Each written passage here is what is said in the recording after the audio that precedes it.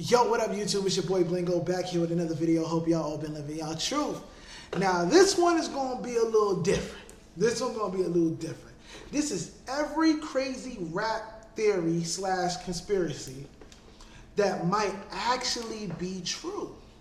Now, before we watch the video, let's look at it. Let's look at some of the things. Jay-Z is a Fed.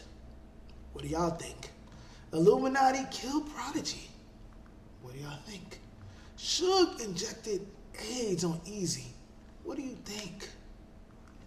Tupac faked his death? Eminem was replaced?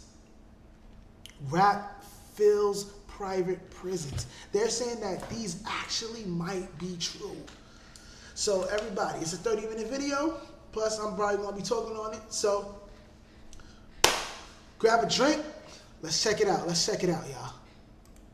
Theory 1. Jay-Z is a Fed. This theory always comes back to one name, Desiree Perez. Today, she's the powerhouse CEO of Roc Nation, running Jay's entertainment empire and a sports agency. But her story didn't start in the boardrooms or at Super Bowl halftime shows. It started in the shadows of the federal justice system. Back in 1994, Perez got popped for 35 kilos of cocaine. That's not a small-time bust. That's enough to bury you under the prison system for decades. But instead of disappearing behind bars, Perez flipped the script. According to court transcripts that surfaced years later, the New York Daily News got hold of them back in 2015. She cut a deal with the DEA. She strapped on wires, recorded meetings with high-level traffickers, and helped federal agents crack open drug rings from Puerto Rico to Colombia. For years, this was insider gossip in the music world, whispered about but never fully confirmed. Then came the bombshell. In January 2021, on his way out of office, Donald Trump pardoned Perez. The official statement admitted it. She had been involved in a narcotics conspiracy, but has since turned her life around and became an advocate for reform. To many, it was confirmation that one of Jay-Z's closest allies was, without question, a documented federal. Wait, what the freak? Donald Trump pardoned her? What the hell? Oh my God, no way. That's crazy. I never knew that. Donald Trump pardoned her? She's about to get locked up, they pardoned her? That's crazy, bro. That's crazy. I never knew that. Informant. And Jay's former best friend and childhood partner, DeHaven Irby, has been screaming about this for years. He grew up with Jay in the Marcy Projects, ran the streets with him, and claims they were inseparable. But when DeHaven caught his own case, Jay-Z allegedly cut ties, and the timing was right around when he started rolling with Perez. To DeHaven, that wasn't a coincidence. So you get out of jail, he start rocking with the other side? It was already rocking. I had to put 2 and 2 together later. I win my case and come home. You don't want to talk to me. Things got uglier in 2007 when Jay dropped his American. I don't know. I gotta look up the Haven story. I haven't looked them up in a while, but I don't know, man. I wonder what really happened with them. Gangster album. On the song No Hook, Jay spits. So F DeHaven for caving. That's why we don't speak. Made men ain't supposed to make statements. To DeHaven, that was a death sentence in their world. Being labeled a snitch in street culture is like being marked for life, and the irony in his eyes was brutal. Jay-Z was running around with Desiree Perez, someone who had actually been a cooperator. Even Dame Dash, Jay's former Rockefeller co-founder, said in interviews he wanted nothing to do with Perez once her informant background came out. He didn't want that kind of energy around his business. But Jay didn't just keep her around, he elevated her. That's one of the core reasons this theory keeps circling back. If you're Yeah, it is kind of crazy though. It is, y'all. It is kind of crazy that Jay-Z is so cool with her and she's an informant. The only thing I could say is that she was in like some serious stuff. So it's like, it's just a different thing. You know, it's not like this is just a typical drug dealer or the typical gang member. This is like, she was part of a big thing. You know what I'm saying? It's a different culture, a different everything. So it's like, I don't know. Maybe Jay-Z just looks at it like that. I don't know. You know what I mean? You're the biggest rapper alive, why would your right-hand person be someone with those kinds of ties, unless that connection benefited you? The examples don't stop there. Take the Lance Rivera stabbing in 1999. Jay was accused of stabbing the music exec at a Q-Tip album release party. That kind of charge could have ended his career, but instead of prison, he got 3 years probation. For decades, everyone assumed he got lucky, but in 2023, Rivera himself admitted Jay didn't even stab him. Was Jay-Z the one? I was just about to say that. Jay wasn't even the one who did it. It was somebody else. That actually stabbed you? No. Jay-Z was not the guy who actually stabbed me that night. That matched what Nas had said years earlier on Ether, that Jay had taken the rap for someone else, but theorists flipped it on its head. If he was innocent, why plead guilty? Was there a quiet deal made to keep things moving smoothly? Then there's the contrast with his partners. Biggs Burke, one of Rockefeller's original founders, got hit with a 5-year federal sentence in 2012 for moving marijuana. Meanwhile, Jay kept climbing, clean as ever, on his way to billionaire status. Fans bring up his old Lost 92 Bricks line and wonder, how does a man rap about that kind of weight, move in those circles, and yet dodge all the legal bullets that took down everyone around him? Fast forward to the Diddy investigations in the 20... Because they were still doing it. They were still doing it. He stopped. Freaking Biggs was still doing it in 2012. Jay-Z didn't have to do anything with, drugs and stuff at that time. Like, he was already hot from the 90s. He didn't have to really do nothing in 2012. You know what I'm saying? But this part is kind of crazy though. Let's get into the Diddy. Let's talk about the Diddy stuff. 2020s, and the whispers only got louder. Civil lawsuits dragged Jay-Z and Beyonce's names into the mess, painting them as potential witnesses to Puff's infamous freak-off parties. Some tabloids even claimed Jay was ready to throw Diddy under the bus to save himself and his family. Whether true or not, it fits the narrative that Jay's survival instinct always comes first, no matter who gets sacrificed. And then there's the wild stuff. Like in 2014, when an inmate named Dupree Jr. filed a $2.4 billion lawsuit claiming Jay-Z and Beyonce were actually FBI agents who snuck into his prison and stole 3,000 of his songs. What? The courts tossed it, called him delusional, but the fact that people could even imagine it, that the idea of Jay being a Fed didn't feel completely absurd? So you telling me that they snuck into your jail cell and stole 3,000 of your records? I don't know. That sounds crazy. How the freak did Jay-Z and Beyonce sneak in there? Hey, there's a hole in the wall for us to just climb right through. We're gonna get right through. Like, come on, bro. Come on. That shows just how deep this perception runs. Theory 2. The Illuminati killed Prodigy. On June 20th, 2017, Prodigy in a Las Vegas hospital. The official story from the Clark County Medical Examiner was that it was accidental asphyxiation. Basically, he choked on an egg while being treated for sickle cell anemia, the disease he had been battling since he was a kid.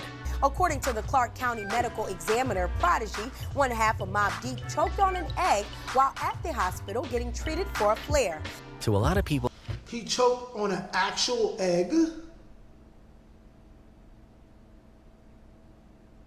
On an actual egg. That is, I don't know. No, I don't know. well, that explanation sounded almost too ordinary. Fans who had followed Prodigy for decades could have believed that a man who fought through sickle cell could go out like that, by choking on breakfast food in a hospital full of doctors. It didn't sit right, and part of the reason it didn't sit right is because Prodigy himself had spent the last 20+ years warning the world about a shadowy enemy he called the Illuminati. This wasn't some posthumous theory dreamt up after he passed. Prodigy himself had been the architect of it. Since the mid-90s, he'd been saying their name on wax, making it clear he believed powerful forces were pulling strings behind the scenes. The first big moment came in 1995 when he jumped on LL Cool J's I Shot Ya remix and dropped the line, "Illuminati want my mind, soul, and my body, secret society trying to keep their eye on me." At first, it sounded cryptic, almost like some clever wordplay, but the deeper Prodigy got into his career, the more he leaned into it. What started as a throwaway rhyme became a lifelong obsession, even a mission. By 2007, while serving time for gun possession, he started writing letters from prison that didn't just talk about the Illuminati in vague terms, he put names to it. He claimed that in 1996, he had a spiritual awakening where everything clicked. Government, religion, politics, even the Federal Reserve. All of it in his eyes was a scam designed to keep people blind. And in one of those letters, he pointed directly at Jay-Z. He wrote that Hove knows the truth but chose sides with evil in order to be accepted in the corporate world. Man, I don't know. What y'all think? Y'all think that's true? I mean, that rumor been going on for forever when it comes to with Jay. That's been going on forever, man. I don't know. Accusing him of hiding knowledge from the black community while pushing what Prodigy called the lifestyle of the beast. And Prodigy didn't stop there. He promised that he'd never stop fighting this so-called hidden order. In his words, "I will relentlessly attack Jay-Z, the Illuminati, and any and every other evil that exists until my lights are put out." Then he added something that now feels chilling. "I fear nothing and no one. I'm fearless because the truth has set me free from the Illuminati mental enslavement." He later clarified that he didn't literally mean Jay-Z was some card-carrying Illuminati member, but he doubled down on the bigger picture, that there were elite groups manipulating the world, and that hip-hop was a tool they were using. I believe that there's definitely secret society. You know what I mean? I believe definitely maybe some of these label heads, like major labels and like major corporate companies, might have something to do with it. As he got older, his warnings... I mean, it's not something that's like completely out there. That's like, it's not possible. It is very possible that there could be higher people. You know, the owners of the owners of the owners of the owners of the, you know what I mean? There could be some really, really powerful people out there that kind of do shift things a certain way by how they want it, by doing certain things. That is a possibility. You know what I mean? That's a possibility. Only got louder. In interviews, he talked about satanic rituals involving kids. On Twitter in 2014, he posted about voodoo rids on kids and told his followers to wake up, saying people were too blind to see what was happening. By one of his last interviews, he brushed the whole Illuminati topic off like it wasn't even worth debating anymore. He called it preschool information. And he wasn't just talking. Prodigy was planning something huge, a musical about the Illuminati. He was working on it with music journalist Kathy Landoli. She later confirmed it, saying it was going to be a semi-autobiographical piece, starting from his prison years and expanding into how Illuminati paranoia became woven into hip-hop itself. Prodigy wasn't content with dropping bars or tweets. He was trying to put the whole thing on a stage for the world to see. That's why, for a lot of people, the way he died felt way too convenient. Sure, sickle cell anemia is no joke. It put him in hospitals often, drained his energy, and made every year a fight. But how does a 42-year-old man, surrounded by doctors and nurses, choke on a boiled egg to the point of death? That's wild though, y'all. I ain't gonna lie. That's a little wild right there. You saying there's doctors around and he choked on the egg? Y'all couldn't just go like this and do the thing? Like, come on, man. That's like, I don't know. Point of death. His family didn't buy it either. They ended up filing a wrongful death lawsuit against the Spring Valley Medical Center in Las Vegas. They said the hospital staff were negligent, that they didn't monitor him properly, that his IV wasn't working, that his oxygen levels weren't being checked, even after doctors had specifically said it needed to be done. The whispers grew even louder when years later, a clip of Kanye West discussing Prodigy's death with Candace Owens mysteriously got yanked from YouTube. Owens herself got slapped with a one-week suspension after the fact. To believers, that wasn't random. That was proof. The man's death was still too sensitive to be spoken about in public. Of course, skeptics push back. They say it was nothing more than a tragic accident. Sickle cell weakens your body in ways most people don't understand. Some people just don't believe in none of that. They believe what the media says, and that's it. Some people like to think outside the box. I'm kind of one of those people.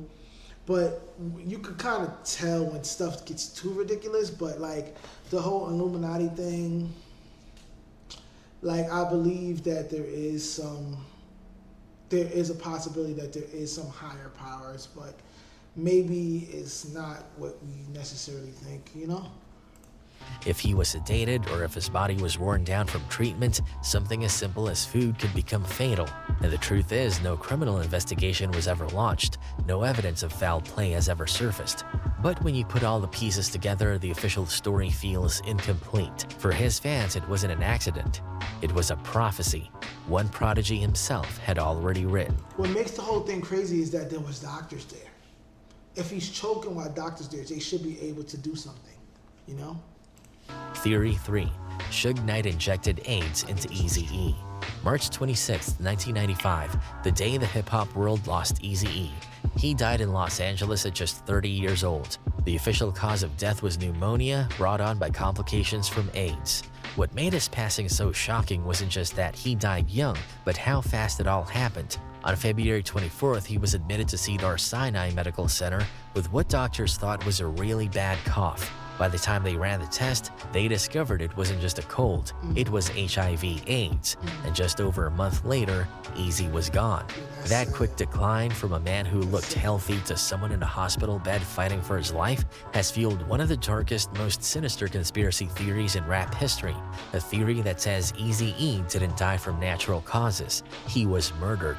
And the man people point to behind it was none other than Death Row Records' infamous CEO, Suge Knight.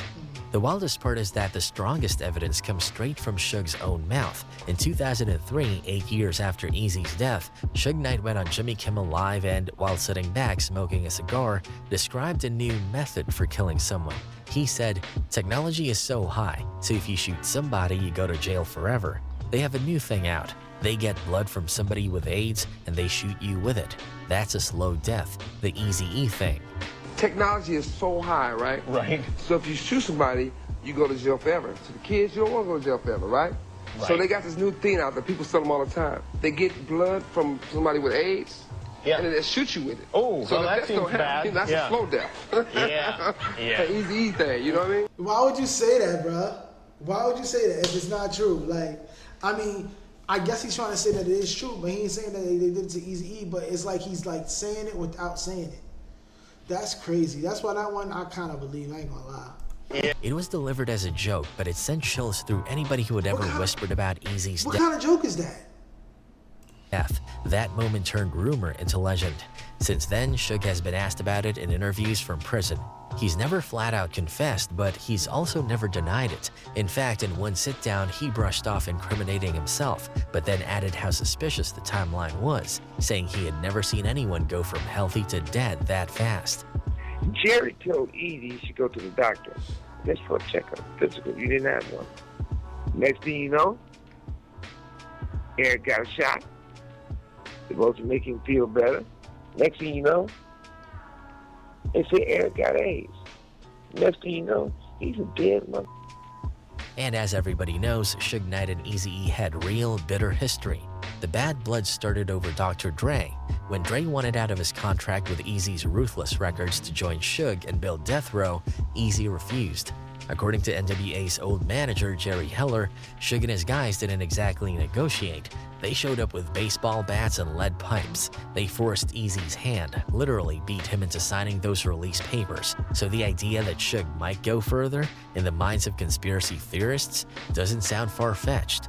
Violence was already part of his business model. Eazy's death didn't just shock fans. People close to him questioned it too.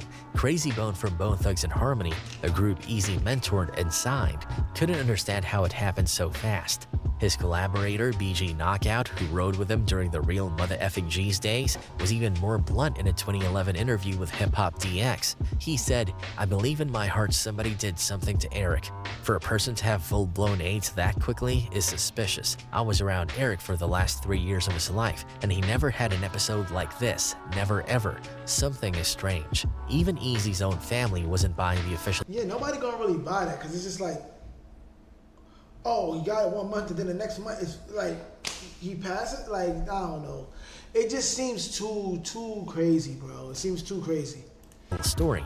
His son, Young Easy, has gone on record multiple times saying Suge Knight murdered his father, pointing right back at that Jimmy Kimmel interview as proof. To him, it wasn't just a joke, it was a confession.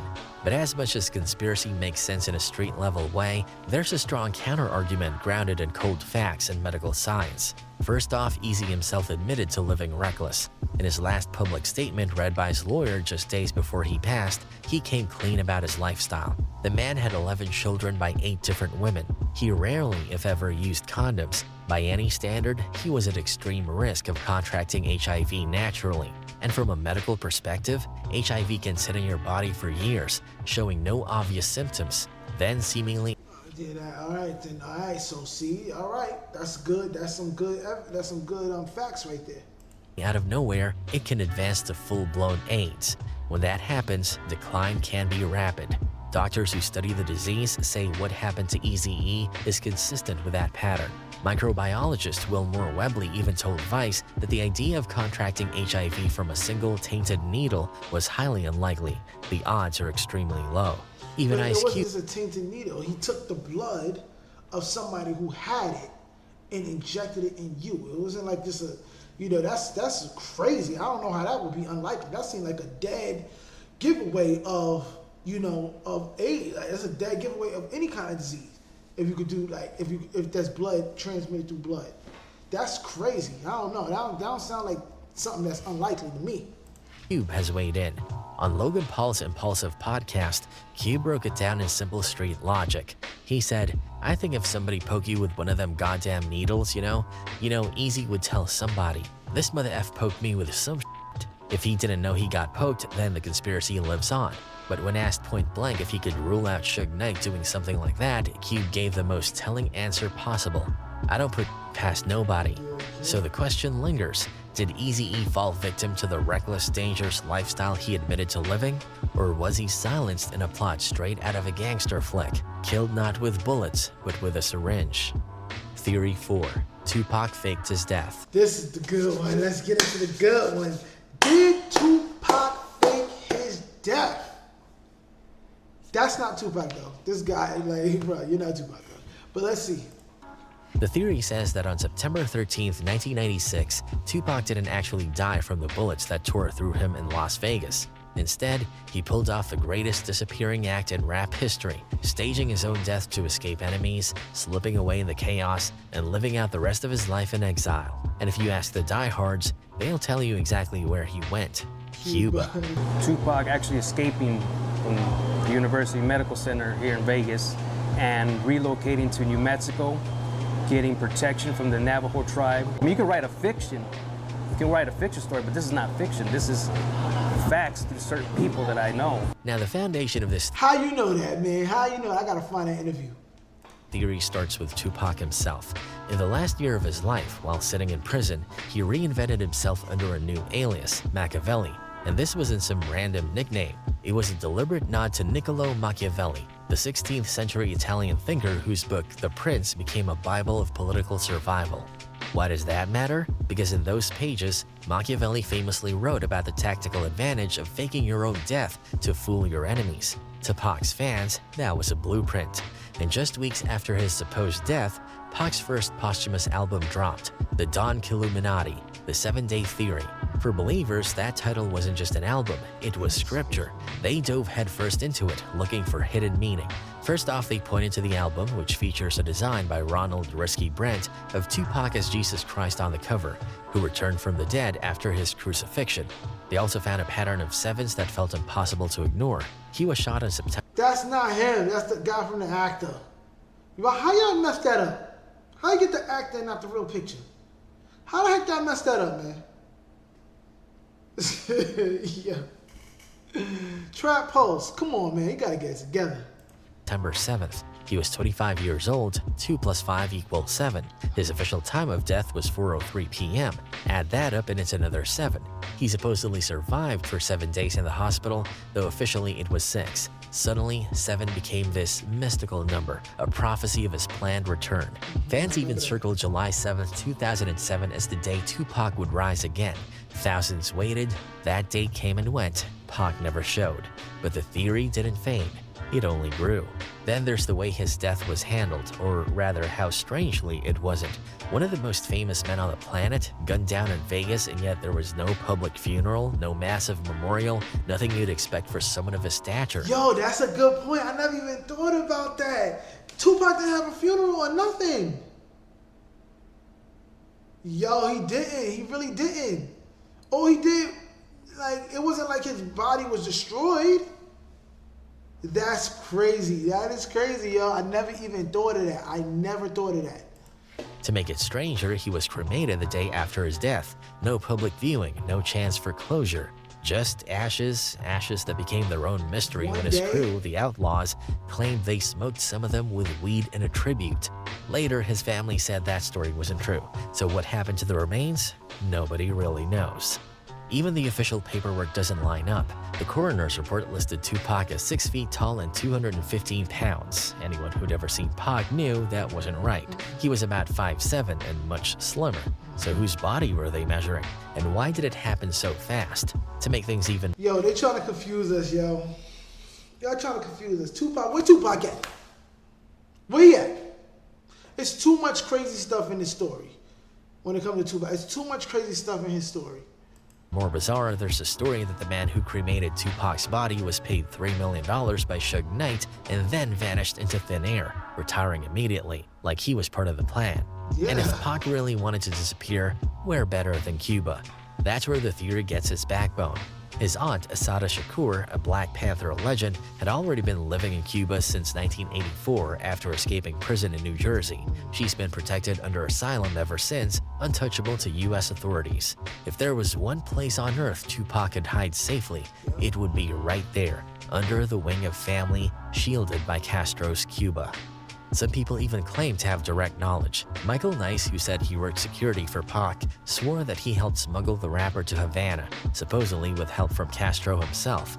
Naughty by Nature's Treach, one of Tupac's close friends, was once caught on a hot mic after an interview casually saying, "Last time I saw him, he was in Cuba." Nah, where he said that at? Yo, imagine if Tupac is alive all this time. Imagine he was alive all this time, bro. People waiting for him to come back. What if Tupac actually come back? I know y'all seen all them Tupac AR videos, yeah. But yo, some of them look mad real too. But what if Tupac actually came back? That would be insane, bro. Insane. And that idea has had such a grip on the culture that rappers like Eminem and Kendrick Lamar have dropped bars about it, keeping the whispers alive. But it's not just logistics. For believers, the biggest evidence comes straight from Pac's music. His lyrics have always had this haunting, prophetic quality, as if he knew what was coming. On Ain't Too Hard to Find, he rapped, "I heard rumors, I died, murdered in cold blood, dramatized, but that was fiction, some coward got the story twisted." On Better Days, he spits, "Expect me like you expect Jesus to come back, I'm coming." And then there's the intro to Bomb First. If you listen close, some fans swear you can hear a faint voice whispering, "Suge shot me." And speaking of Suge, his role in this theory is massive. He was driving the car when Pac was shot. He saw everything. For years, people have asked him directly what really happened that night, and his answers are never clear. In 2017, speaking from prison, Suge said, "With Pac, you never know." He even recalled laughing and joking with Pac in the hospital, confused about how he went from doing good to doing bad overnight. He opened that same interview by saying, when Pac died, if he really did. Even his son is added fuel, claiming Pac is alive and hiding in Malaysia. I believe if he's hiding, he's probably hiding in Cuba. Too many people say Cuba. Too many. And you got family out there? Yeah, I don't know. Now the other side is simple. Officially, Tupac Shakur is dead. The Las Vegas police, the hospital staff, and most importantly, his mother, Afena Shakur, all confirmed it. The first officer on the scene, Chris Carroll, described holding Pac in his final moments, asking who shot him, and Pac summoning the strength to look him dead in the eye and say, "F you." Those were his last words. Okay, so but what if the cop is lying? He was getting the breath together to tell me, and he looked me right in the eyes, and we looked at each other, and he said, "F you," and he said it just like that, with the emphasis on that F. And the skeptics point out the obvious. If Tupac really did escape, how has he managed to stay hidden for almost 3 decades? The idea... surgery exists. On top of that, you're in a whole nother place. You could probably dress different, do your hair different, do your style, everything. Like you can do it. You can do it. The idea that one of the most famous men on earth could disappear completely is almost harder to believe than the fact that he's gone. Theory 5. Eminem was replaced. Back in the early 2000s, Eminem was everywhere. But then something strange happened. Around 2005, at the height of his fame, Eminem kind of disappeared.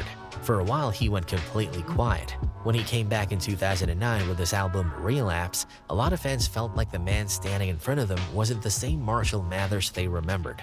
His face looked different, his voice sounded different, even his whole energy seemed off. That's when one of the strangest conspiracy theories in music history started to take shape. The belief that Eminem actually died in 2006, and the guy we've been seeing since is either a clone, a lookalike, or some kind of industry-made android built to keep the money flowing.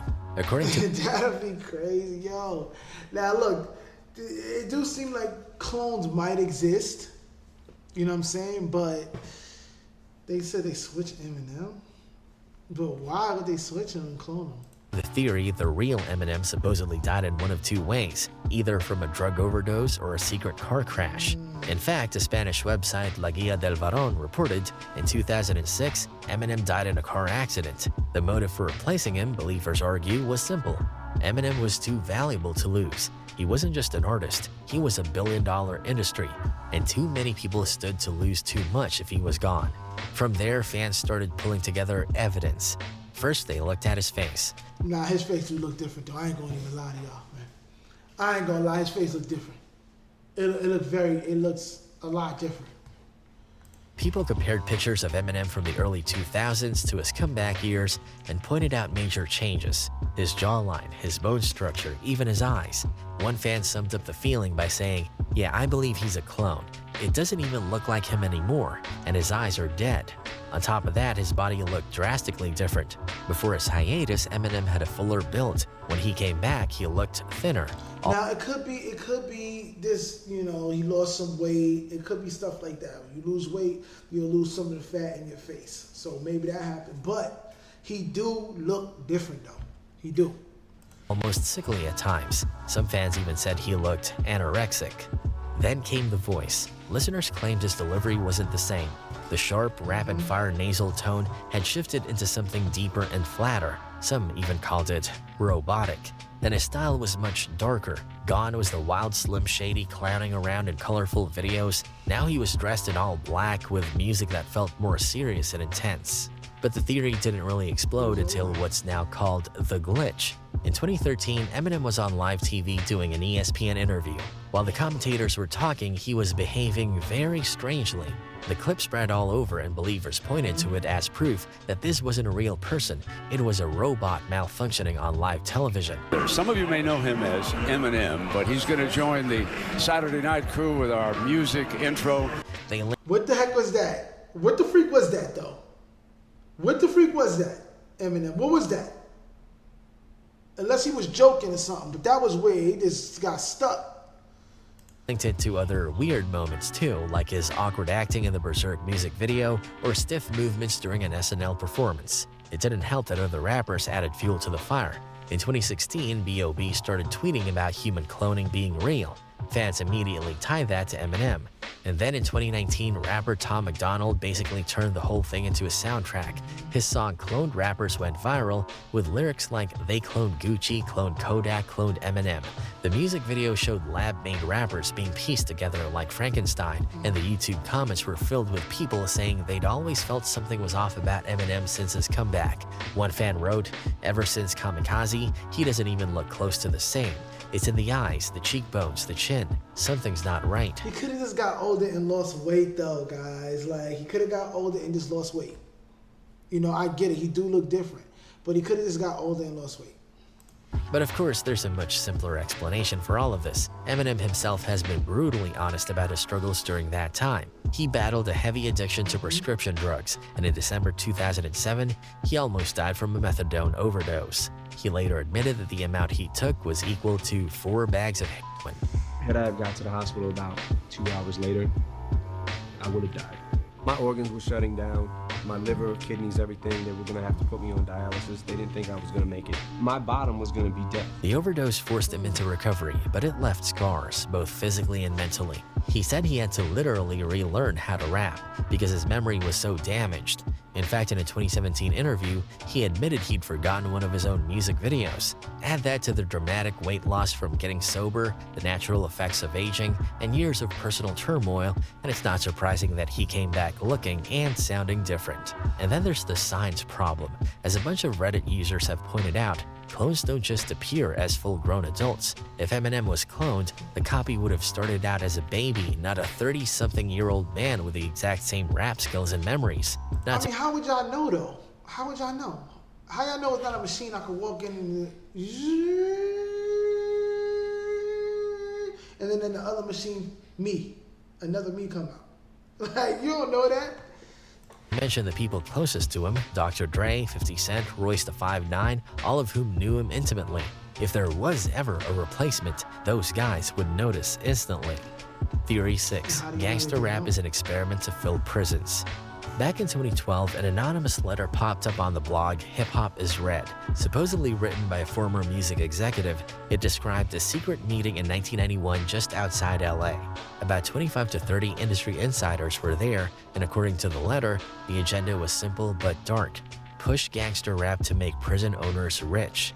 The letter claimed that these execs had major investments in private prisons, which made money based on how many inmates they held. The more crime-inspired music kids listened to, the more likely they'd land in prison, and the more money execs and investors would make. Executives were even told they could personally buy stock in these prisons. From that moment, the industry would focus on promoting rap that glorified violence and criminal life. Plenty of artists have added fuel to this theory. Too Short recalled being pushed by exec Barry Weiss to make his raunchiest album, even though he wanted to go positive. Ice Cube, in a 2023 interview with Bill Maher, bluntly said, "The same people who own the labels own the prisons." Who benefits and profits off our bickering in our division? But if you follow the money, you go high enough, you start to see literally the same people who own the labels own private prison. It seems. I did see something that said like Ice Cube is really like he's like a double agent, you know? He helped like this whole theory because he was one of the first gangster rappers in the NWA. Like, y'all was the first group of gangster rap. I think y'all created gangster rap. Like, and they say that they was created to fill up the prisons. So he's kind of like doing this stuff now, but some people think that, yo, you the one that did this. Seems really kind of suspicious, if you want to say that word. Dame Dash agreed, saying labels controlled artists like puppets. Crazy Bone of Bone Thugs and Harmony also co-signed the idea, pointing out that wealthy black investors own prisons but don't talk about it publicly.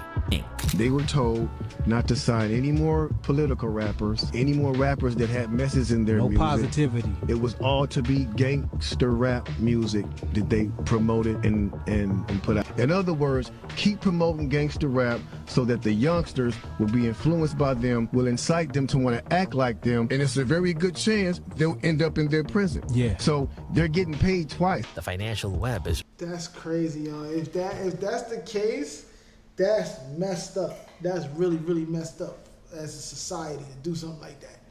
If that's real, but I don't know, man. That's crazy. Real.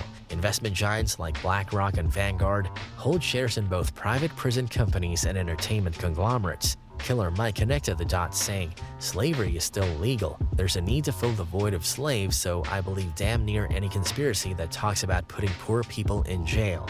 Still, not everyone is convinced. Critics point out that gangster rap already existed before 1991 with acts like NWA and Ice-T, so the genre wasn't invented by a secret meeting. Others argue that if prisons wanted to lock people up, it wouldn't make sense to market. It don't have to be invented, just get pushed. They see like, yo, I see this whole thing, gangster rap. It's like an underground thing, gangster rap. I got an idea. If we push them to the media and have people want to be like them, they're already doing crimes and it gets them in jail. If we push them to make other people want to do crimes and go to jail, we can make money and money. We can keep making money. Let's do it, guys. Let's do it. It's a possibility. Grabbed to suburban white kids who made up the bulk of its buyers but weren't the ones filling prisons, and the anonymous whistleblower left so many vague hints about his identity that skeptics doubt the letter's authenticity. But even with all the holes, the theory lingers, because the prison system is profitable, and the 13th Amendment does allow slavery as punishment for a crime. That's crazy. That's crazy, yo. Slavery as punishment for a crime. What? Yo. What y'all think, man? What y'all think? Y'all think the stuff, yo? What y'all think, man? Let me know what y'all think in the comments, man. Like, comment, subscribe. Follow me on TikTok. Follow me on Instagram at Blingo for Vero. Shop VeroVeroClothing.net. Happy Breast Cancer Awareness Month. And we out. I'll see you at the next video. Peace.